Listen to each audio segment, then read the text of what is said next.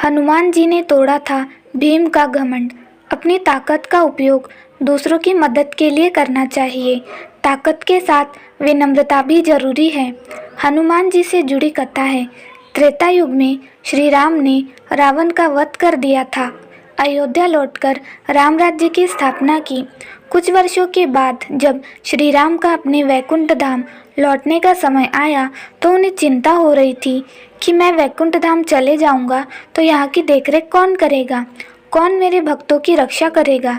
ऐसा विचार करते हुए श्री राम ने हनुमान जी की ओर देखा। हनुमान जी श्री राम के मन के भाव समझ गए। हनुमान जी ने श्री राम से एक वरदान मांगा। उन्होंने कहा कि मुझे वरदान दीजिए कि जब तक धरती पर आपके भक्त रहेंगे तब तक मैं भी जीवित रहूं।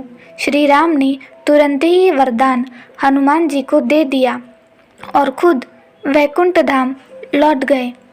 त्रेता युग के बाद हनुमान जी का जिक्र द्वापर युग में आया है। महाभारत के समय हनुमान जी हिमालय के गंधमादन पर्वत पर रह रहे थे।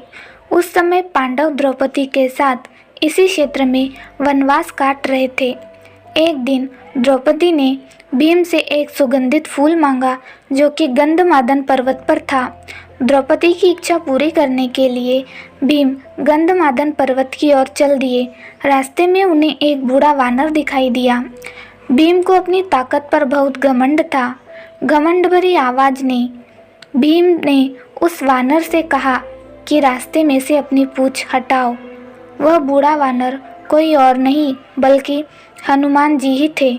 हनुमान जी समझ गए कि भीम को अपनी ताकत पर घमंड हो गया है। उन्होंने कहा कि तुम ही मेरी पूंछ हटा दो। वानर की बात सुनकर भीम पूंछ हटाने की कोशिश करने लगा, लेकिन उसे सफलता नहीं मिली। बूढ़े वानर ने यानी हनुमान जी ने भीम को अपनी पूंछ में लपेटा और गिरा दिया। वानर की ताकत देखकर भीम ने विनम्र होकर पूछा कि कृपया बताइए आप कौन हैं। हनुमान जी अपने वास्तविक स्वरूप में आ गए।